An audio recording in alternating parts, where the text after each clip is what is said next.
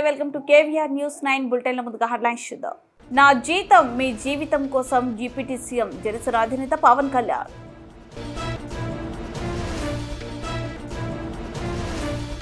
Guntur CID కార్యాలయానికి సజ్జల రామకృష్ణారెడ్డి.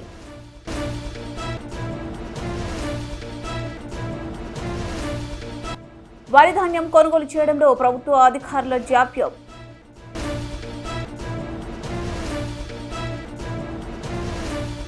ఖమ్మంలో విశ్వ హిందూ పరిషత్ వినూత్న కార్యక్రమం. డిప్యూటీ సీఎం జనసేన అధినేత పవన్ కళ్యాణ్ మరోసారి గొప్ప మనసు చాటుకున్నారు. తన వేతనం మొత్తాన్ని తల్లిదండ్రులు లేని అనాథ బిడ్డల భవిష్యత్తు చదువుకు ఖర్చు చేయాలని నిర్ణయించుకున్నారు. ఇందులో భాగంగా మంగళగిరిలోని క్యాంప్ కార్యాలయంలో తాను ఎమ్మెల్యేగా ప్రాతినిధ్యం వహిస్తున్న పిఠాపురం నియోజకవర్గానికి చెందిన 42 మంది అనాథ పిల్లలకు పవన్ కళ్యాణ్ తన వేతనం నుంచి ఒక్కొక్కరికి నెలకి 5,000 చొప్పున 2.10 లక్షల ఆర్థిక సాయం అందించారు. మిగిలిన మొత్తాన్ని కూడా వారి బాగోగులు చూసేందుకు ఖర్చు చేయనున్నట్లు ప్రకటించారు. అందులో ఉన్న 32 మందికి పవన్ స్వయంగా ఈ ఆర్థిక సాయాన్ని అందజేశారు. మిగిలిన 10 మందికి జిల్లా యంత్రాంగం ద్వారా అందిస్తామని తెలిపారు. ఇకపై పిల్లల ఇంటి వద్దే ఈ మొత్తాన్ని ప్రతి నెల అందజేసే విధంగా చర్యలు తీసుకుంటారని పవన్ పేర్కొన్నారు. ప్రభుత్వం పదవి ఉన్నత కాలం తాను వేతన రూపంలో తీసుకునే మొత్తాన్ని తనను గెలిపించిన పిఠాపురం నియోజకవర్గ పరిధిలోని అనాథ పిల్లల కోసం ఖర్చు చేయనున్నట్లు డిప్యూటీ సీఎం వెల్లడించారు. చెప్దాం అనుకుంటున్నాను సార్, డిప్యూటీ సీఎంగా ఛార్జ్ తీసుకున్న తర్వాత మేమందరం జాయిన్ అయిన తర్వాత ఆయన చెప్పిన ఫస్ట్ ఇన్స్ట్రక్షన్ మాకు ఇలా నాకు వచ్చే జీతాన్ని నా పిఠాపురంలో ఈ పిల్లలకి ఇద్దాం అనుకుంటున్నాను అని చెప్పేసి అందరినీ డైరెక్ట్గా కలిసి ఇద్దాం అనుకొని ఈ విధంగా చేశారు. అండ్ సార్ యొక్క ఒపీనియన్ ఏంటి అంటే తనకు వచ్చే జీతాన్ని ఈ 42 మందికి ప్రతి నెల 5,000 రూపాయల చొప్పున డివైడ్ చేసి మీ ఇంటికే వచ్చి ఇచ్చే విధంగా 1వ తారీఖు ఇప్పుడు పెన్షన్ గవర్నమెంట్ ఎలా అయితే ఇస్తుందో అదేవిధంగా 1వ తారీఖు సార్ తనకు వచ్చే జీతాన్ని ప్రతి ఒక్క పిల్లవాడికి అమ్మాయికి 5,000 రూపాయలు డివైడ్ చేసి మీ ఇంటికే పంపిద్దామని చెప్పి డిసైడ్ చేశారు. సో ఇది కంపల్సరీగా వాళ్ళ భవిష్యత్తుకు ఉపయోగపడుతుందని చెప్పి సార్ తీసుకున్న తీర్మానం. సార్ ఇట్లాంటి మంచి డెసిషన్లో మేమందరం భాగం అవటం వల్ల మాకు కూడా చాలా సంతోషంగా ఉంది సార్.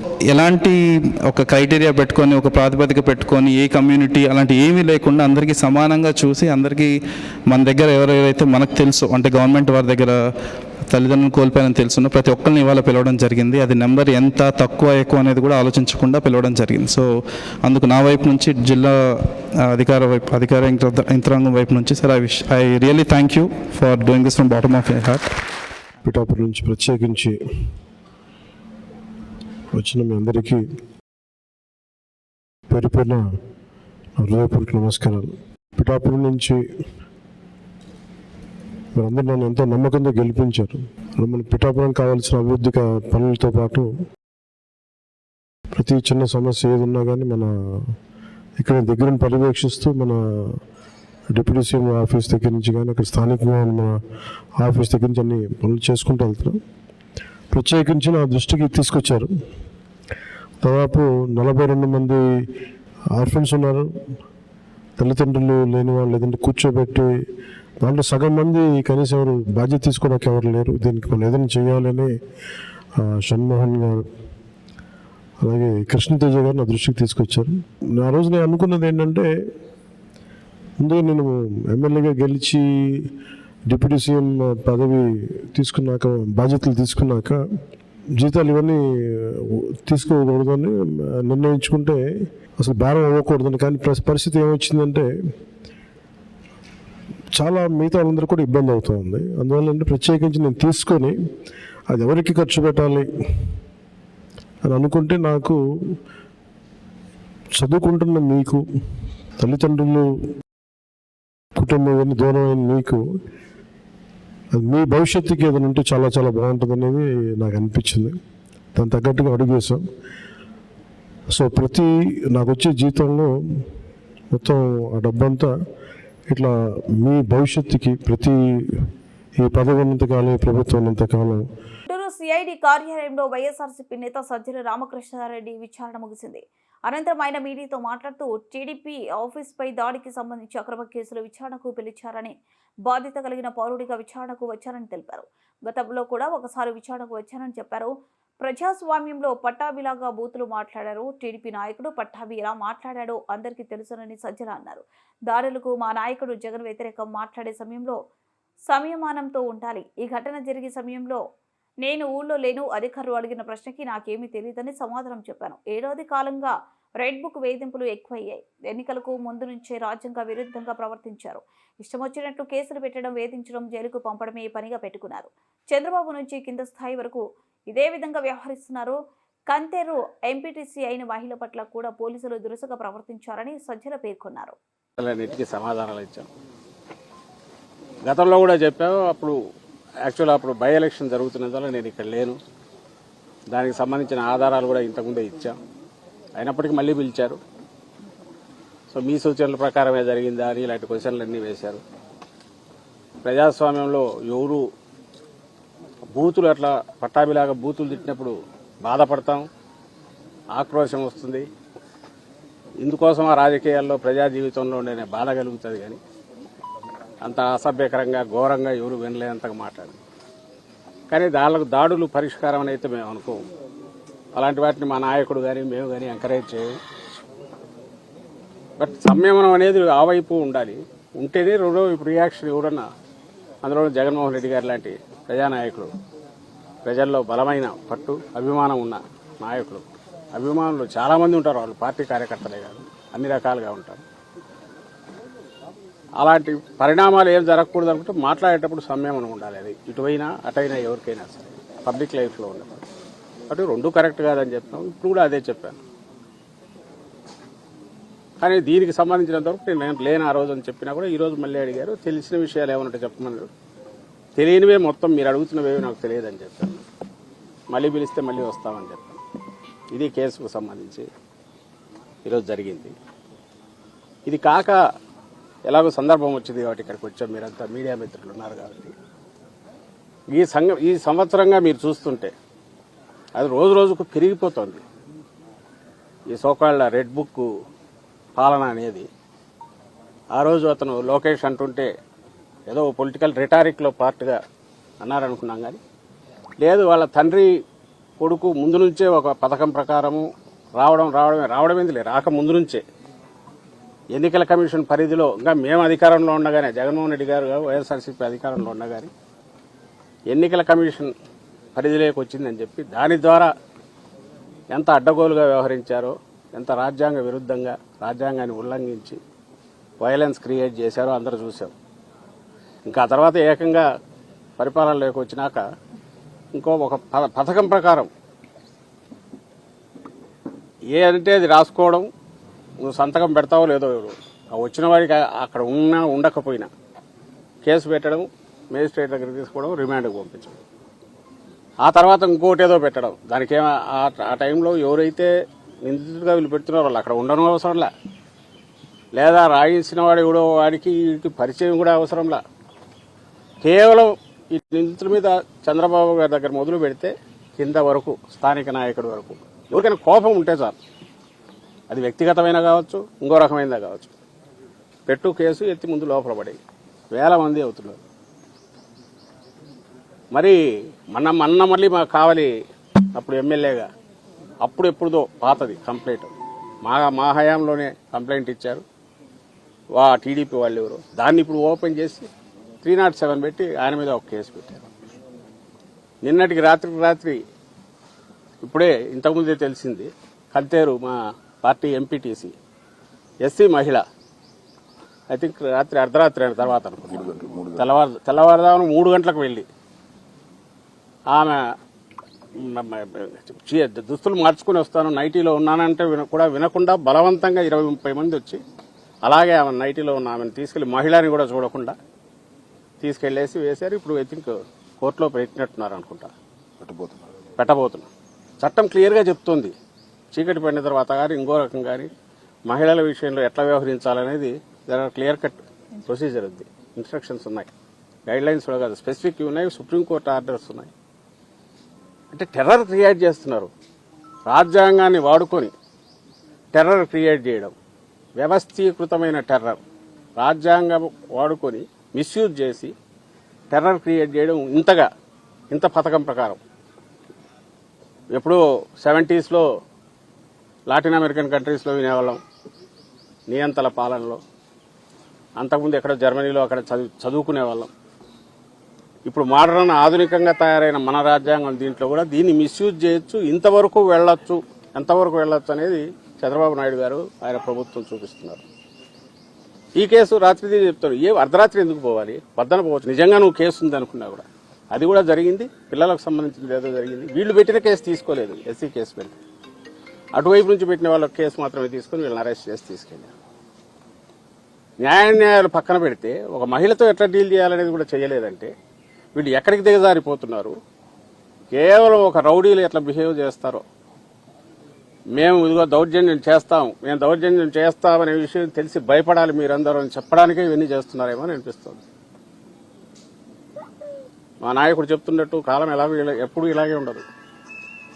ఈ పద్ధతిలో జగన్మోహన్ రెడ్డి గారు పోయింటే అసలు ఐ డోంట్ థింక్ ఇప్పుడు తెలుగుదేశం పార్టీ అనేది ఇలా ఉండేదని కూడా అనుకోవట్లేదు. కానీ అట్లా అనుకోలే ఆయన. కానీ ఇప్పుడు వీళ్ళు చూపిస్తున్నారు ఎట్లా చేయొచ్చు అనేది. ఇది ఒక్కసారి ఇది మొదలు పెడితే ఎక్కడికి తీస్తుంది అనే విషయం ఎందుకు ఆలోచించట్లేదో నాకు అర్థం కావట్లేదు. రేపు మళ్ళీ అధికారం మారి మేము వచ్చిన తర్వాత ఇదే పని మొదలు పెడితే ఎట్లా ఉంటుంది? మీరు ఏ రిమాండ్ రిపోర్ట్ దీన్నన్నా చూడండి, రిమాండ్ రిపోర్ట్ ఏ కన్ఫెషన్ అన్నా చూడండి. మీడియా వాళ్ళని రిక్వెస్ట్ చేస్తున్నా, తెప్పించుకొని చూడండి. దాంట్లో ఏమీ అసలు సంబంధం ఉండదు. మీరు నిందితుడిగా చేర్చిన వాడికి కానీ కన్ఫెషన్ తీసుకున్నవాడు కానీ ముఖ పరిచయం కూడా ఉండదు, అయినా సరే తీసుకుంటున్నారు. రాసేయడం 11 ఏళ్ల క్రితం పోసాని కృష్ణమూర్తి అయితే 10 ఏళ్ల క్రితం ఉంటాయి, 9 ఏళ్ల క్రితంలో ఆ కామెంట్ తీసి ఇప్పుడు ఎవరికో బాధ కలిగిందంటే ఎత్తి లోపల పడేసారు, రాత్రిపూట వెళ్ళి తీసుకొని. ఇలాంటి వరుస పెడితే అన్నీ అలాంటివే. మరి ఎక్కడికి దారి తీయాలనుకుంటున్నారో, ఎక్కడికి దారి తీయించదలుచుకున్నారో అర్థం కావట్లేదు. దయచేసి ఇప్పటికైనా వాళ్ళు మానుకోగలిగితే. నువ్వు వేస్తున్న విత్తనం మామూలు చాలా ప్రమాదకరమైనది. దీని నుంచి వచ్చే చెట్టు భయంకరంగా ఉంటుంది. అది అంటే వ్యవస్థలను ఇంతగా దుర్వినియోగం చేసి చేయడం మొదలు పెట్టాక ఇది ఇక్కడతో ముందుకు పోయి దానివల్ల కలిగే దుష్పరిణామాలు ఎవరుంటాయి దానికి పూర్తిగా చంద్రబాబు నాయుడు గారు బాధ్యత వహించాల్సి వస్తుంది. రెండవది, నిన్న ఏదో లిక్కర్ స్కామ్ అదొక తప్పుడు కేసు. ఆ విషయంలో మన సాక్షి పత్రిక సంపాదకుడు ఎడిటర్ ధనంజయ రెడ్డి ఇంటికి వెళ్ళారు. అంటే ఇంకా దానికి లిమిట్స్ కూడా లేవు. ఎక్కడికి వెళ్తున్నాము, మీడియా అనే దానికి ఉన్న మనం ఇస్తున్న ఒక మంచి పొజిషన్ కానీ పవిత్రమైన దీన్ని కానీ దాన్ని కూడా దృష్టిలో పెట్టుకోవట్లేదు. పోయింది కూడా దేనికి? ఇంకొక ధనంజయ రెడ్డి ఆయన కృష్ణమోహన్ రెడ్డి అక్కడ ఉంటారని ఎందుకుంటారు? అసలు ఉన్నారని అనుకోవడానికి నీకు ఆధారం లేదు. నేరుగా పోవడం, తలుపు కొట్టేయడం, లోపలికి వెళ్ళడం, ఉన్నాడా అని వెతకడం. ఏమంటే మా ఇన్వెస్టిగేషన్లో part we have that right. ఇది హెరాస్మెంట్ కాక ఏమవుతుంది? అందులో ఒక మీడియా ఎడిటర్ను, ఒక పెద్ద మీడియా సంస్థ ఎడిటర్ను, ఏమి ఎలాంటి ఇది లేదు, జంకు గొంకు లేదు, ఎవరేమనుకుంటారో లేదు. ఇది కరడుగట్టిన రౌడీలు మాత్రమే చేసే పని. వాళ్ళు ఇలాంటివే చేస్తుంటారు, టెర్రరైజ్ చేయడానికి. ఉన్మాదం, క్యాల్కులేటెడ్ ఉన్మాదంతో వీళ్ళు చేస్తున్నవి చాలా డేంజరస్ పరిణామాలకు దారితీస్తాయి. అది ఎందుకు గుర్తించట్లేదో చంద్రబాబు నాయుడు గారు నాకు అర్థం కావట్లేదు, లేదా ఆయన కొడుకు ఎందుకు గుర్తించట్లేదో అర్థం కావట్లేదు. ఇది ఇలాగే దారి తీస్తే ఇలాగే పోతూ ఈ మహా అంటే ఏం చేస్తారు, జైల్లో పెడతారు. ఓకే, పెట్టుకొని కానీ మొదలు పెడితే అందులో వైఎస్ఆర్సీపీకి ఉన్న బలం దీన్ని దృష్టిలో పెట్టుకుంటే మీ జైళ్ళు ఏవి సరిపోవు. దీనివల్ల ఎవరు భయపెట్టలేరు. ప్రజలకు ఏదైనా సేవ చేసి, ప్రజలకు చేస్తామని చెప్పినవి చేసి, తద్వారా వాళ్ళ బ్లెస్సింగ్స్ ఏమైనా తీసుకోవడానికి ప్రయత్నం చేయాలి. కానీ దాని నుంచి దృష్టి మళ్లించడానికి, లేదా దాన్ని ప్రశ్నిస్తారని చెప్పి ఆ గొంతు నొక్కడం ద్వారా, లేదా దృష్టి మళ్లించడానికి కృత్రిమ కుంభకోణాలు మీ అంతటా మీరు క్రియేట్ చేయడం ద్వారా, లేని స్కాములు అంటూ ఒక కథ అల్లి ఒక స్క్రీన్ ప్లే తయారు చేసి పాత్రలను క్రియేట్ చేసి చేయడం ద్వారా ప్రజల దృష్టి మళ్లించవచ్చు ఎల్లకాలం అనుకుంటే అది ప్రాక్టికల్ కుదరదు. ఈ సంవత్సరం అయితే అట్లే గడుపుతూ వచ్చారు, కానీ జనం అప్పటికే విసిగిపోయినారు. ఎల్లకాలం అయితే అదే కుదరదు. అయిపోయింది, సంవత్సరం అయిపోవచ్చింది. ఇంకా వాస్తవ ప్రపంచంలోకి రావాలి. రాకపోతే అసలు వరి ధాన్యం కొనుగోలు చేయడంలో ప్రభుత్వం అధికారులు జాప్యం చేస్తున్నారని, తరలించిన ధాన్యం లారీలను రైస్ మిల్లులో దింపడం లేదని డిమాండ్ చేస్తూ బీబీపేట్ మండలం తుజాల్పూర్ గ్రామంలోని రోడ్డుపై రైతులు బైఠాయించి ధర్నా నిర్వహించారు. ఈ సందర్భంగా చైర్మన్ కు వ్యతిరేకంగా నినాదాలు చేశారు. ఈ సందర్భంగా రైతులు మాట్లాడుతూ ధాన్యాన్ని కొనుగోలు కేంద్రాల వద్దకు తీసుకొచ్చి నెల రోజులు గడుస్తున్నా ధాన్యాన్ని తూకం వేయడం లేదని, అందుకే రోడ్డుపై బైఠాయించి ధర్నా చేస్తున్నట్లు తెలిపారు. చైర్మన్ ఆలసత్వం వహిస్తున్నారని జిల్లా కలెక్టర్ సంబంధిత అధికారులు స్పందించి కొనుగోలు కేంద్రాల వద్ద ధాన్యాన్ని వెంటనే కొనుగోలు చేయాలని డిమాండ్ చేశారు. కొనుగోలు చేసి లారీలో తరలించిన ధాన్యాన్ని రైస్ మిల్లుల యాజమాన్యాలు దింపుకోవడం లేదని అన్నారు. లారీలోని ధాన్యాన్ని వెంటనే దింపుకుని కొనుగోలు వేగవంతం చేయాలని డిమాండ్ చేశారు. ఈ కార్యక్రమంలో బీబీపేట మండల రైతులు పాల్గొన్నారు.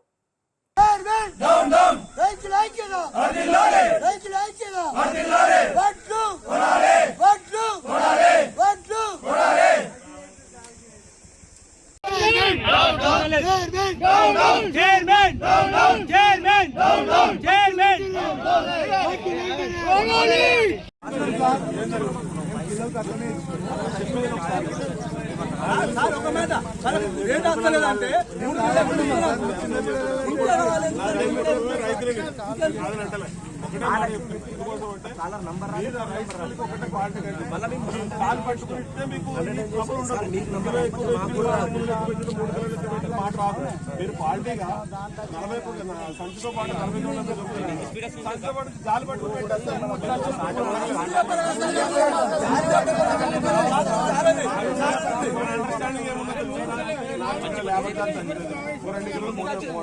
అని చెప్పేసి మనము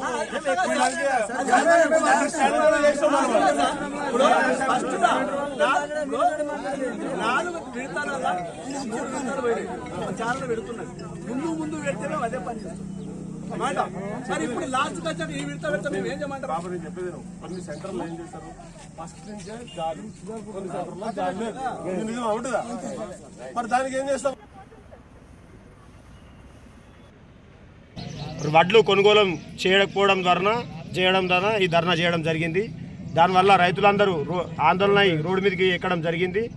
వడ్లను వెంటనే కొనుగోలు చేయాలని చెప్పేసి తక్షణమే చైర్మన్ను కానీ కలెక్టర్ను కానీ డిమాండ్ చేయడం జరుగుతుంది. రైతులందరం కలిసి ఇక్కడ పెద్ద ఎత్తున ధర్నా చేస్తున్నాం కాబట్టి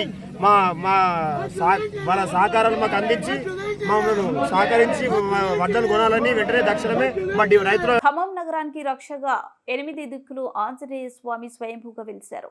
మనలో చాలా మందికి ఈ విషయం తెలియదు. అందుకే విశ్వ హిందూ పరిషత్ వారు ఒక వినూత్న కార్యక్రమం చేపట్టి ఆ 8 స్వయంభూ ఆంజనేయ స్వామి వారి దేవాలయాలు వివరాలతో ప్రజలకు కరపత్రం ఆవిష్కరించారు. రాబోయే హనుమాన్ జయంతి ఈ రోజు ఈ 8 దేవాలయాలు పూజించి స్వామి అనుగ్రహానికి పాత్రులు కావాలి అని ఆశిస్తున్నామని వారు తెలిపారు. ఈరోజు చాలా విశేషమైనటువంటి రోజు. ఎందుకంటే గత ఎన్ని సంవత్సరాల నుంచి కూడా లేనటువంటి మన ఖమ్మం పట్టణానికి ఉన్నటువంటి విశిష్టతని అష్ట దిగ్బంధనం చేస్తూ ఆంజనేయ స్వామి మన ఖమ్మం పట్టణాన్ని ఏ విధంగా కాపాడుతూ ఉన్నాడో తెలియజేసేటటువంటి ఒక బృహత్తర కార్యక్రమం ప్రారంభించడం జరిగింది. ఇది చాలా సంతోషం. అలాగే మన ఖమ్మం పట్టణంలో ఉన్నటువంటి 8 దిక్కులలో కూడా ఆంజనేయ స్వామి ఏ విధంగా కాపాడుతూ ఉన్నాడు, ఈ 8 దిక్కుల్లో ఏ దేవాలయాలు భక్తులచే పూజలు అందుకుంటూ ఉన్నారు, ఎలాంటి విశిష్టత కలిగినటువంటి దేవాలయాలు అనేదాన్ని విశ్వ హిందూ పరిషత్ వారు ఒక బ్రోచర్ ద్వారా విడుదల చేసి ప్రజలందరికీ తెలియజేయడం జరుగుతుంది. అలాగే రాబోయేటటువంటి హనుమత్ జయంతి రోజున ఈ ఆంజనేయ స్వామి హనుమత్ జయంతి రోజున భక్తులంతా కూడా వారి యొక్క గృహాలపై ఆంజనేయ స్వామి జెండాను ఎగురవేయాలని, ప్రతి భక్తుడు ప్రతి ఇంట్లో కూడా హనుమాన్ చాలీసా పారాయణం చేయాలని చెప్పి మనస్ఫూర్తిగా కోరుకుంటూ ఉన్నాము. అలాగే ఆ ఆంజనేయ స్వామి వారి యొక్క అనుగ్రహంతో భారతదేశం తలపెట్టినటువంటి ఈ యొక్క యుద్ధం ఏదైతే ఉందో దిగ్విజయంగా ముగించి ఇతర దేశాలన్నిటికీ కూడా కనువిప్పు కలిగే విధంగా భారతదేశం జోలికి వస్తే ఖబర్దార్ అనే విధంగా విజయం చేకూరాలని ఈ అష్టదిక్కులో ఉన్నటువంటి ఆంజనేయ స్వామి వారిని ప్రార్థిస్తూ కొద్ది క్షణాల్లో సైన్యానికి మద్దతుగా వారికి భగవంతుడు ఆ ఆంజనేయ స్వామి వారు ఆయురారోగ్య ఐశ్వర్యాలు మనోధైర్యాన్ని ప్రసాదించాలని చెప్పి కోరుకుంటూ ఒక ర్యాలీ తీయడం జరుగుతుంది. కావున భక్తులంతా కూడా ఈ ర్యాలీలో పాల్గొనవలసిందిగా మనవి. అలాగే బులెటిన్ ముగించే ముందు హెడ్లైన్స్ మరోసారి. నా జీతం మీ జీవితం కోసం డిప్యూటీ సీఎం జనసేన అధినేత పవన్ కళ్యాణ్.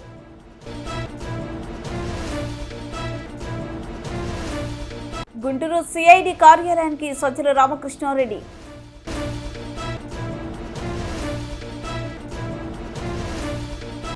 వరి ధాన్యం కొనుగోలు చేయడంలో ప్రభుత్వ అధికారుల జాప్యం.